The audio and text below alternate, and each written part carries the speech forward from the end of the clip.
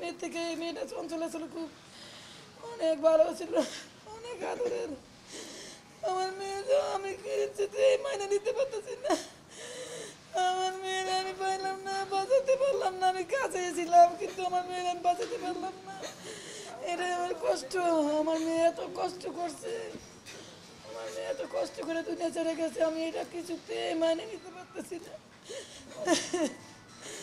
আমার মেয়ে অনেক লক্ষ্মী ছিল, আমার মেয়ে সবসময় আমার সাথে সাথে থাকতো, সবার লোকে মিশতো। ঘটনার দিন আমি 1টা বাজে খাবার দিতে গেছি, স্কুল ছুটি হয়েছে, আমার মেয়ে আসতে পারতেছে না, ভিড়ের জন্য আসতে পারতেছে না। কয়েকজন যাওয়ার পরে আমি দূরে থেকে আমার খুঁজতেছে, আমি সামনে গেছি পরে ডাকলাম, আসলো, বললো মা তুমি আমার জন্য কি আনছো?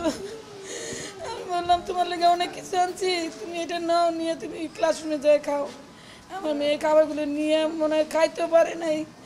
তখন আমি 10 মিনিট সময় হইব গেটের সামনে, মেন গেটের সামনে আসছি, তখন ঠাস করে একটা শব্দ হইলো।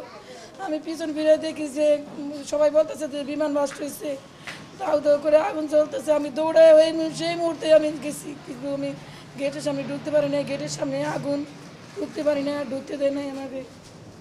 জিনিসের মধ্যে আমার মেয়ে মারা গেছে মনে হয়, কিন্তু অনেক খোঁজাখুঁজি করছি, যার যাইতে দেয় নাই ভিতরে, বের করে সবাই পাইলাম না।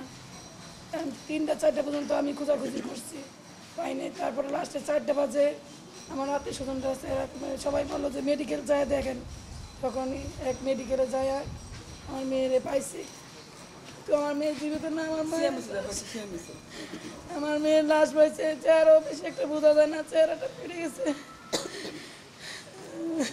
আমার মেয়ের আইডি কার্ডটা স্পষ্ট বোঝা যেতেছে, কোনো পড়ে নাই, ওটা দেখে চিনে করে আনছে।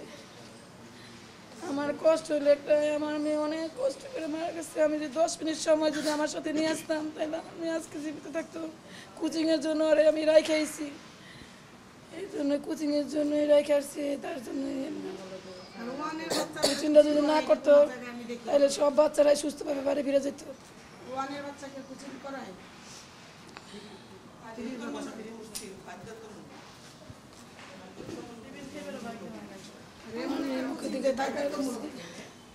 আমি দৃশ্য বলতে পারি না।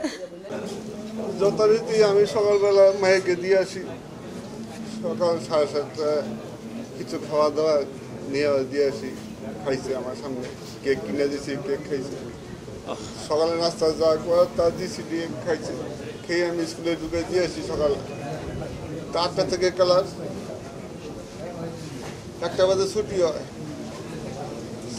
1টা বাজে ছুটি হয়। তখন আমার বাচ্চার মা গেছে টিফিন নিতে, ওই টিফিন নিয়ে খালি খাওয়ায় খালি 200 গজ আইছে বাইরে। তখন এই বিকট শব্দ শুনছে, শব্দ শোনার পরে আমার ফোন দিচ্ছে তাড়াতাড়ি এখানে তো বিমান দুর্ঘটনা করছে। আমি বাসার থেকে দৌড় করে গেছি যে আগুন আর আগুন। চারিদিকে গিয়ে আর্মিরা অনেক চেষ্টা করতেছে, কিছু বার করতেছে। আগুনের জন্য আমি আর কাছে ফিরতে পারি না, আমার ওয়াইফও কাঁদতেছে, আরও কত গার্জেনে কাঁদতেছে। ওই মানে রাস্তায় আগুন লাগে? হ্যাঁ, 12:30 ছুটি হয়, একটার আগে ছুটি হয়। তারপরে ওই বাধ্যতামূলক কোচিং করাইছে, কোচিং না করলে ভয় পেতে চাইছে, মেয়ে ফেল করবো, নাম্বার কম দিব। আজকে 2 মাস ধরে তাহলে কোচিং চাপ দিয়ে কোচিং করাইতেছে, 2 মাস ধরে। ক্লাস 3-তে পড়ে, বাংলা মিডিয়ামে। সকাল 7টা বাজে যায়, তাদেরকে 4টা বাজে ছাড়ে। অনেক কষ্ট স্যার, এই বাচ্চাদের অনেক কষ্ট দেওয়া হয়েছে। তাদেরকে আটকায় রেখে তাদের কোচিং করাইতো, 3,500 করে কোচিংয়ের বেতন নিত, আলাদা আলাদা কোচিং এর বেতন আলাদা, 3,500 করে নিত। স্কুলের বেতন আলাদা, কোচিং এর বেতন আলাদা। স্কুলের বেতন 1700, কোচিং নিচ্ছে 3,500 করে। ক্লাস 3-র বাচ্চা বলে কোচিং করে, আল্লাহ, এই যে জোর করে। আপনারা শুনলেন ওনার কথা।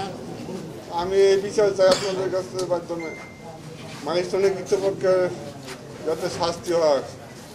বাচ্চাদের যদি আজকে কোচিং না থাকতো একটা বাচ্চা হয়ে ক্ষতি হতো না। ঠিক 3 আর 4 আর কয়েকটা ক্লাস কোচিং করাতে কোচিং এর বাচ্চাগুলো সব মারা গেছে। আমাদের এলাকায় ঘুরে গিয়ে দেখছি জানছি। হ্যাঁ আমাদের এই ওই এলাকায় ভবনে যা ছিল সবই কোচিং এর বাচ্চা। আচ্ছা এই জমিগুলোর মধ্যে বেশিরভাগ মার্কেটটা এলাকায় বিল্ডিং জমি বানাইছে, নেই। কার জমিতে বিল্ডিং করছে? সরকারি জমি আমি বিচার চাই না আপনাদের। অধিকাংশ। আপনারা